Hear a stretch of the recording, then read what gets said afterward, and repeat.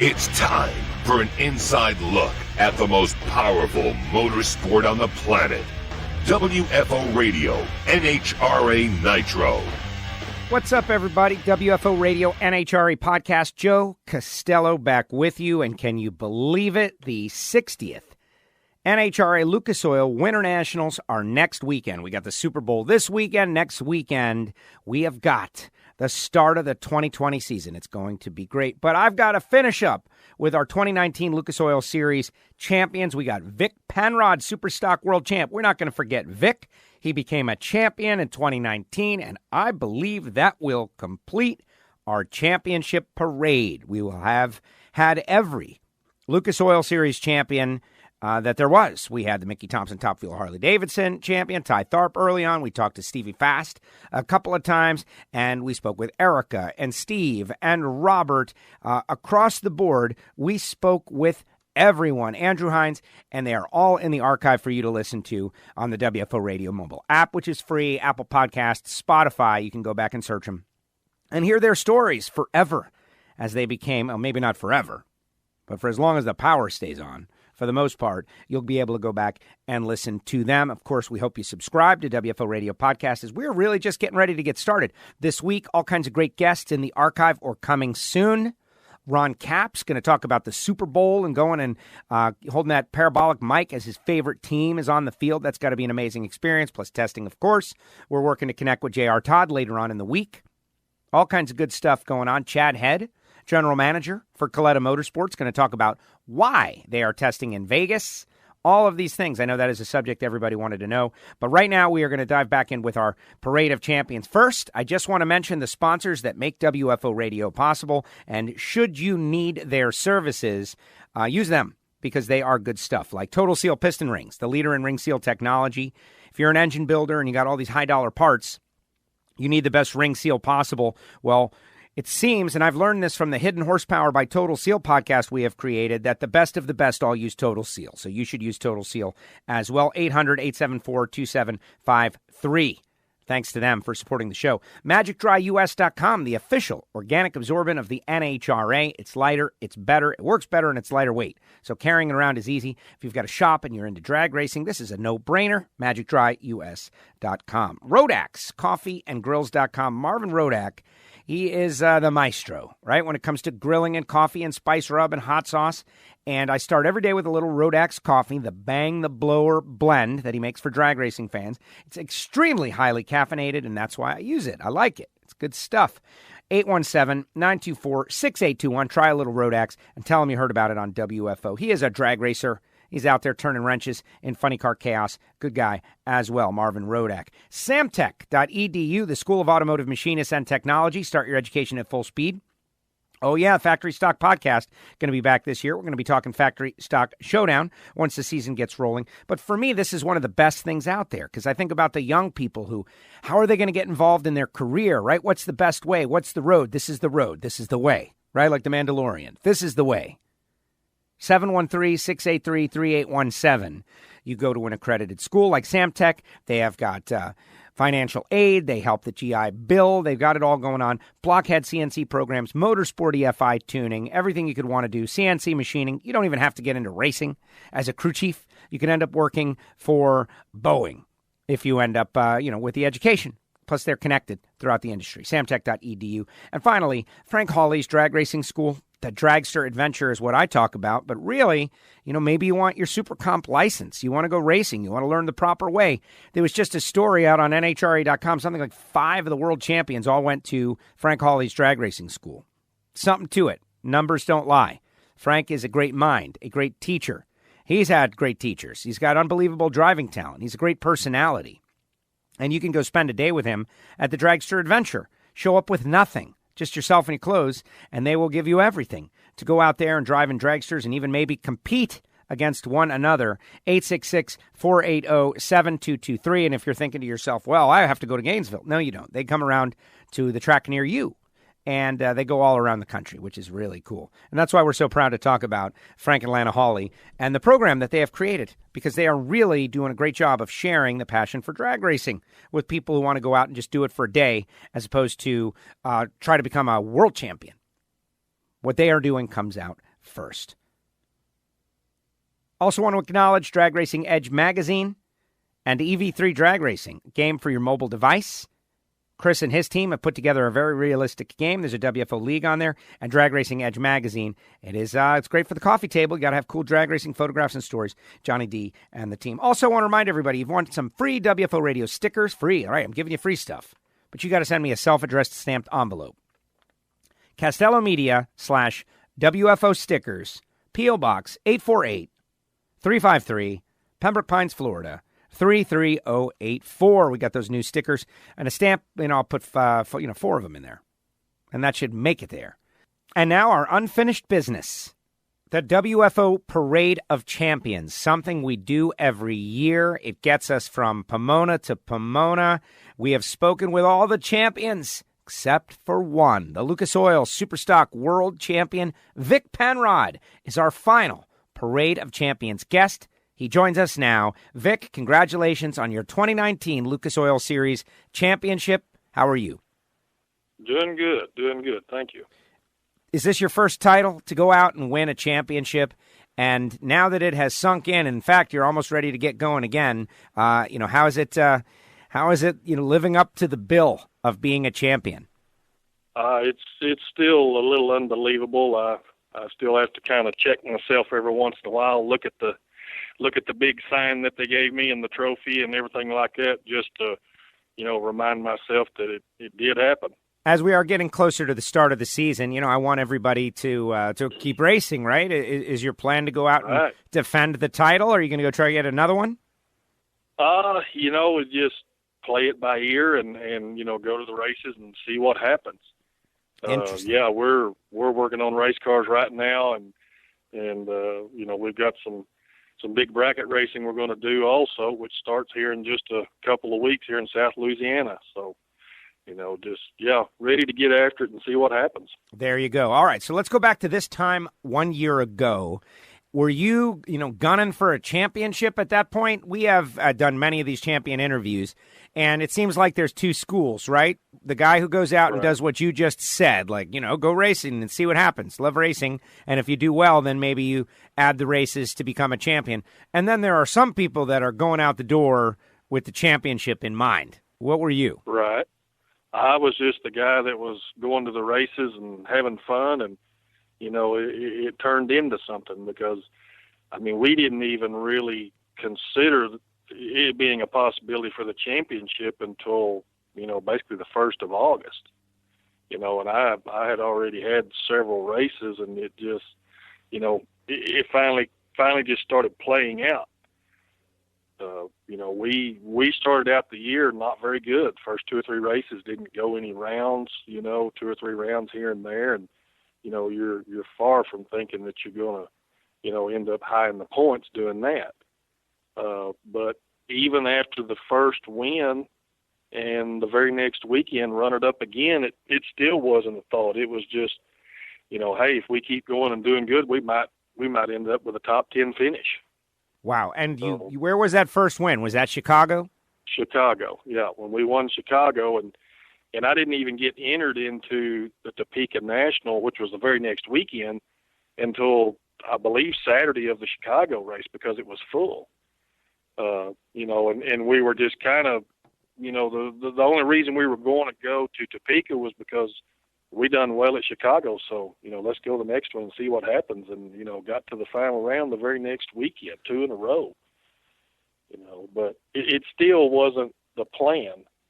The plan was just, go race and have a good time, and, whatever happens, happens. Wow. That's exciting, though, because I think that I hope that there are a lot of Lucas Oil Series racers or aspiring Lucas Oil Series racers that listen to the podcast and think, that it can happen that way. Go have fun and let the chips fall where they may. But at what point, though, first of all, winning Chicago is nearly impossible because the best racers in the world are there for the Jegs All-Stars. That was a little bit of a tell to get that one. Yeah, and that was the only reason we were there, really, was as an All-Stars rep. And, of course, I got beat first round of the All-Stars, so it was, a disappointing weekend, halfway through, you just hope that the rest of it pans out, and obviously it did. So you get that win, then you go to Topeka because why not? And you have a great run there. Where would you say you started to feel like, hey, we got something going on here? And I would imagine your friends at the track were probably the ones that brought that to the table, right? Like the racers are the ones that the friends of the racer are the ones that are in his ear, probably.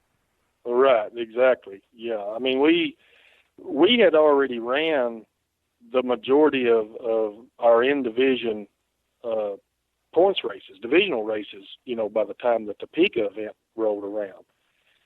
So, and that was, in June. We didn't go race again until the last weekend in July is when they had the double points race at Topeka. And once again, Topeka's one of the close races for me, so we were going to go regardless. And we won the first leg, the first race of the weekend.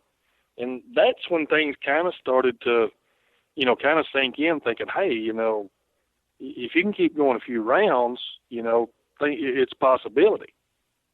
But at that point, I was still more concerned or thinking or whatever that this might end up in a top 10 finish, not a world championship.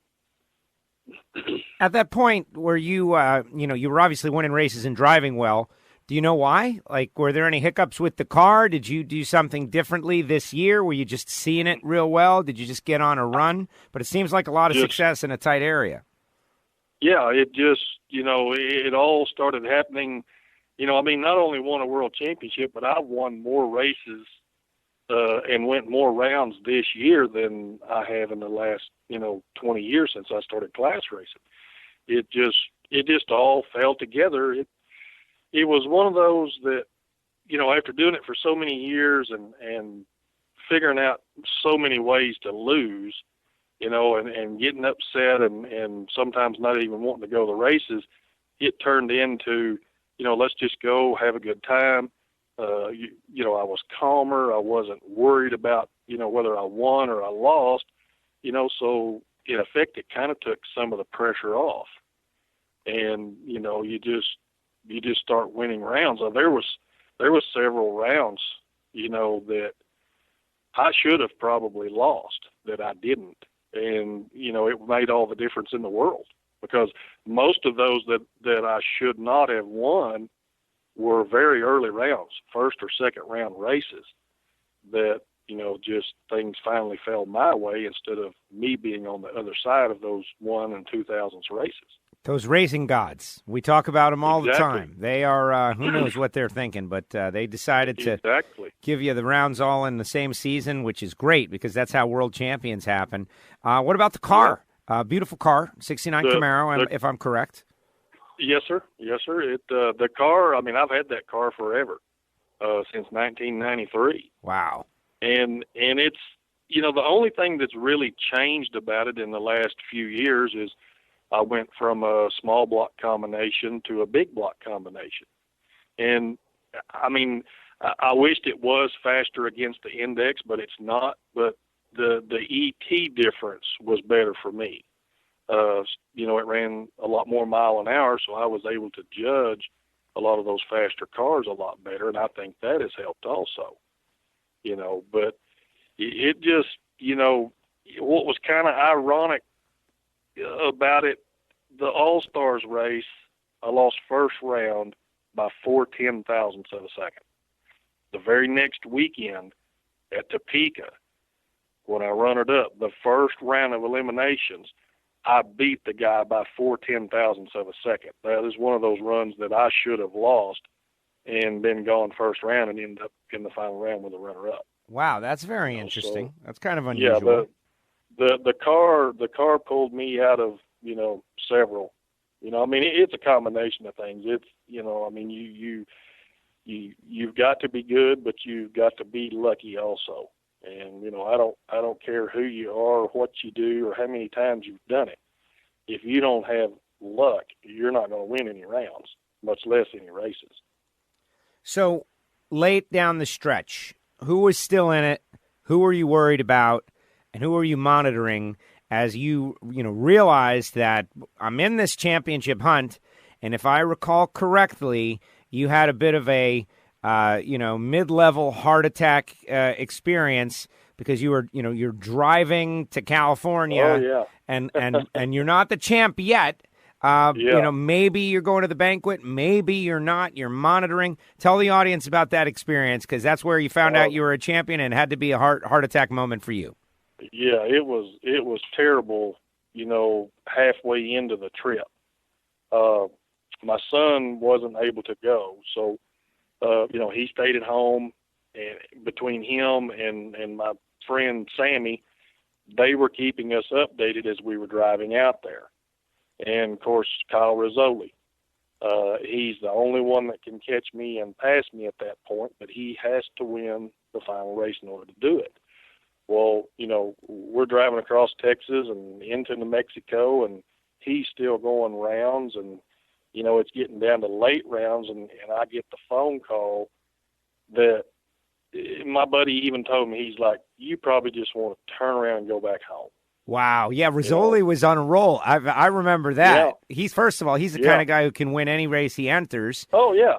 Yeah. I would not want to have to. I mean, that's a bad dude. He ain't, he ain't up there for, just because he's, there.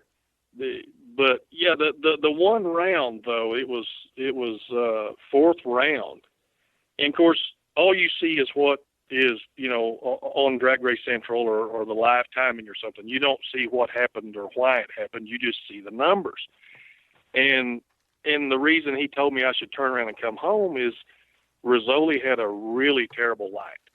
And the other guy goes down there and breaks out by 1,000th or 2, something like that.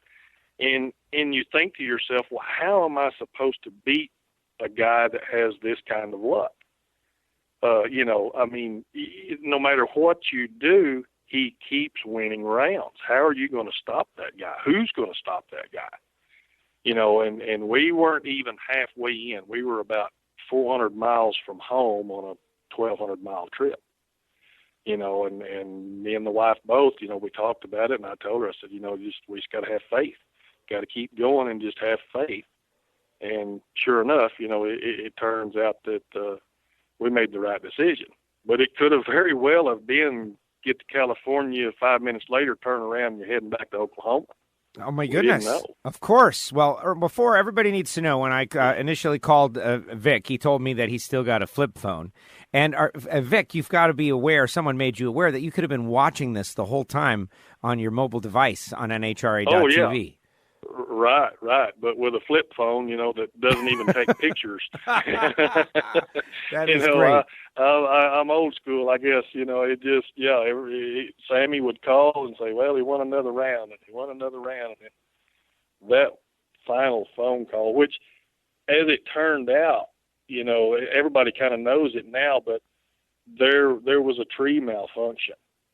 Guys like Rizzoli don't cut 220 lights. There had to have been a reason. And sure enough, there was a tree malfunction, and it was a big mess. It was a big mess. But it did make me feel better after knowing that. But, this was 3 hours later when I found this out. So you can imagine the knot in your gut for 3 hours thinking, this guy's got more luck, going for him than anybody you ever seen. But that just wasn't the case. And once I found out that there was a tree malfunction, that actually made me feel better. Even though he won the round and he goes to the next round, at least I knew, that it wasn't, just all the stars and planets lined up against me. Right. No, well, exactly. And I have done some bracket racing myself way back in the day, and it's hard to explain it to the people who have never done it. But when you're watching a competitor in points or, someone that you just know, they got like the aura of invincibility, and there's nothing you're going to be able to do to stop it unless you can race them, which is really hard to do. And in your case, driving, you couldn't. It was impossible. Right. But nobody is going to be able to beat this guy, and you can see it early in the rounds. You were feeling that when the tree malfunction happened. You said, hey, maybe it's not fated. Right, exactly. I knew, but you think in the back of your mind there had to be something going on. And sure enough, Yeah, I mean, it didn't change the situation. He was still into the next round, but at least you knew that, he was earning those rounds and not just having them give to him, which is, a pretty sinking feeling. But, I mean, he's a good racer. He's way too good a racer for what that looked like on paper. So you knew there had to be something wrong. All right. So where were you when you got the good phone call? Well, oddly enough, I was sitting across the street from the racetrack in a parking lot listening to the broadcast on the radio. So you made it there. You're there because it's the next day, right? He advanced. Oh yeah. That was Saturday. Saturday night was the last round they ran when they had all the trouble with the round and stuff. And yeah, I mean we got up Sunday morning. We stayed in Flagstaff Saturday night, so we still had a lot of driving to do just on Sunday. And so by the time I'd never been to the racetrack before. I had no idea where it was at. And we're following the wife's phone, which is giving us bad directions. I mean, we couldn't even get updates, on her phone about the races, much less good directions to the racetrack. But we finally found it. And, just, there's no sense going in. I don't want to go in and be, turned away like that and have to leave.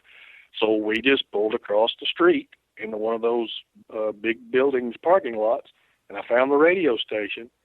And oddly enough, we got there about 10 minutes before him and Fletcher ran. So yeah, I mean, it was gut wrenching, but at least we made it there. I wanted to be there when it happened, regardless of which way it happened. Wow. Oh, wow, yeah, and it's funny, it's been a couple of months, but listening to you recount it, I remember a lot of the details in Fletcher and what a race. But I think here, the superstitions of the driver, you didn't want to change the energy, right? You didn't want to go in there and be like, oh, he's here. Like, that's, I'm sure that's funny to a lot of the listeners out there that you sat outside. Right. Yeah, everybody has their own, their own way of dealing with stuff or superstitions or, whatever you want to call it.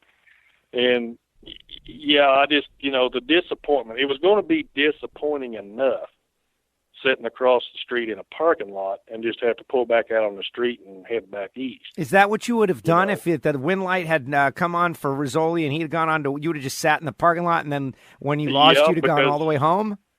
Yeah, because, I mean, if he would have won that round, obviously he would have had one more round to win. And, yeah, we were just going to sit there. And, yeah, you hate to plan for the bad stuff, but we had planned on we could probably make it, halfway back across Arizona that night, and be home sometime Monday night and not have to miss so much work and, all that kind of stuff. Yeah, I mean, it was planned, but it wasn't just talked about a whole lot. Right. No, that makes perfect sense. But his win light did not come on, and you became the champ, and so then you came into the track, right? Correct. Yeah, it wasn't probably, I bet it wasn't 30 seconds after his win light or that Fletcher's win light come on. The phone rings, and it's our Division 4 director, Trey Capps. And, of course, I answered the phone, and he's like, you won, and he's like, where you at? And I said, well, believe it or not, I'm sitting across the street in a parking lot. And he told me to come around to whatever gate it was. He said, I'll meet you over there, and we'll get you in. He had no idea that I was out there. Nobody really did other than just, a few close friends that knew what we were going to do. We were going to drive and take our chances. Wow. So, and you're the champ. Just like that. That's a great story, Vic. And then, of course, the banquet. What did you think of the track, though, and the fact that it's in the middle of suburbia and it's like in the middle of the city? Isn't that crazy? Yeah, because we came in on, I think, what would be the east side of the track. And, following the directions and get off on, I think it was Fruit Stand Road or something like that. And start going down this road, and there's green grass, people's lawns and tricycles and big wheels in the front yard and everything like that. And I'm thinking, we're lost because this is a residential area. There's no way there's a racetrack here. Of course, we keep following the directions, and we're sitting at a stoplight. And my wife says, well, there's a big NHRA sign on a building right over there. And I turn the corner and just go a couple hundred feet. Well, that was the tower. You know, I just could not believe that this racetrack is right in the middle of town. You know, and, you know, once we got in there, yeah, it's a neat place. I'd never been there before, obviously, but yeah, it's just unbelievable how that track is laid out and has been there for so many years, and how everything basically has grown up around it. Yes, very special place, and we're getting ready for the 60th Lucas Oil Winter Nationals, and just to put that all together in one thought process is pretty amazing how, you know, the drag racing history has come along. And, you know, we all play our own role and do what we can, whether it be bracket racing at the local level in the Summit Series, or you chasing, you know, class points for a Lucas Oil World Championship to, you know, Steve Torrance and Top Fuel. But in the end, though, when we look back, the 2019 Superstock World Champ is going to be Vic Penrod forever. You did a great job at the awards banquet. I know you had fun. And guess what? You get to go again and give it a shot at going back-to-back. Yep, try it and, you know, see what happens. It's I've never heard of anybody, you know, winning a championship sitting at home watching the races on the computer. So, you know, you got to go and see what happens. May not win a round this year. You know, you never can tell. No, you cannot. You absolutely cannot. Vic, thank you very much for sharing your world champion story. Good luck this year, of course, with the Camaro and running in Superstock. You've got a great story, and it's just a whole lot of fun. We always try to get our listeners to, you know, go down to the top end and watch you guys do your thing down there. And great stuff, great times, and I really appreciate you taking the time out of your busy schedule to paint the picture of what it was like to win the 2019 Superstock World Championship. Thank you so much. You bet. Thank you. There he goes, Vic Penrod, the Lucas Oil Superstock World Champion. Thank you, Vic, for coming on the show, and I really appreciate it. Thank you so much, and congratulations on your championship. The champions. Such great stories, but there's always like a common thread, right? There's a common thread through most of them. It's hard work and preparation. Nobody's like, yeah, you know, I just kind of showed up and I ended up winning. No, they were all really putting everything they've got into it. And I would like to see those numbers expand, the people who go out there and try to chase divisional championships and world championships in the Lucas Oil Series. And I know we cover the Mellow Yellow Series on a weekly basis here on the NHRA podcast on WFO Radio.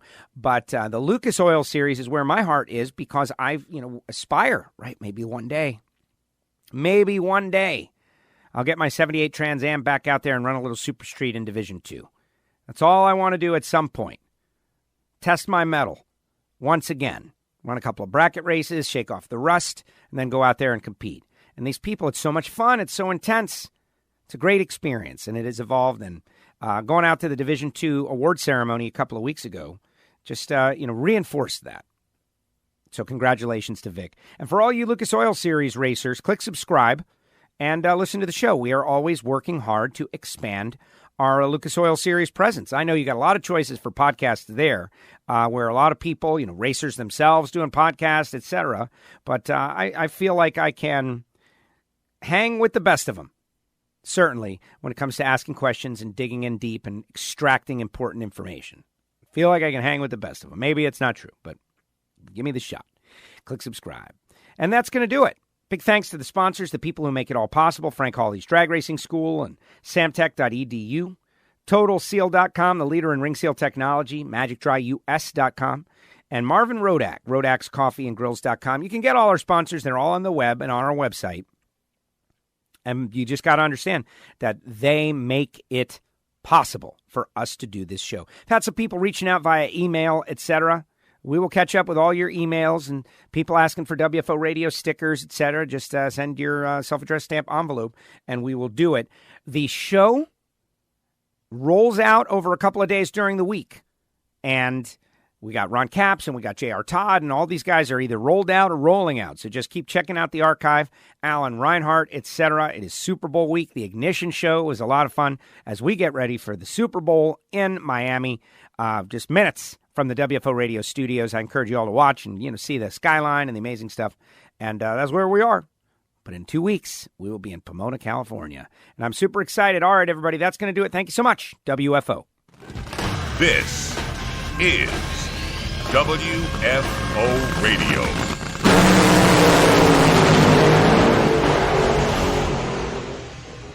I love WFO Radio. Oh, yeah.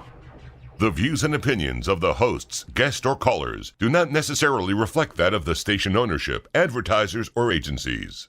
You're working in the shop, you've got spills, you've spilled oil, it's everywhere. What are you going to do? I know what you're going to do, but that's not the best way to do it.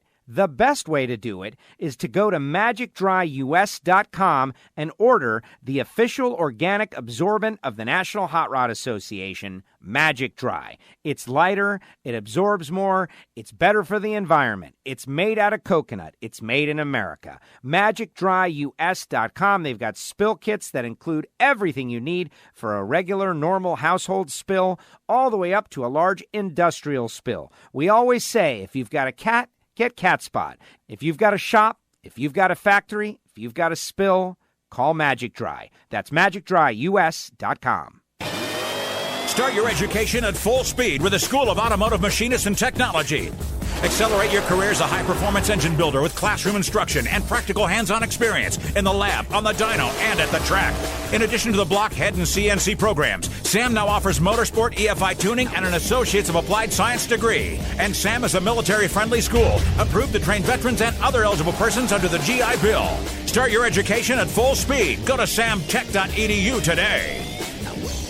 Hey, engine builders, Total Seal piston rings are the leader in ring seal technology, and they go out of their way to help their customers and will make custom sets for any specific piston you might have. Customer service, top notch. Made in America? Absolutely. They're located in Phoenix, Arizona, and they've got everything it takes to develop the world's best piston rings. Give them a call at 800-874-2753 or go to TotalSeal.com. We're talking gourmet coffee, we're talking hot sauces, we're talking spice rubs, we're talking everything good at RodakCoffeeandGrills.com. Marvin Rodak, been doing it since the 70s, figured out that life is better with great coffee, and oh, he's so right. 817-924-6821. Call Marvin.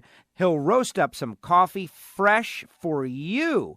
Throw in some hot sauce, some spice rub, and you will be loving it. Hit him up, RodakCoffeeandGrills.com.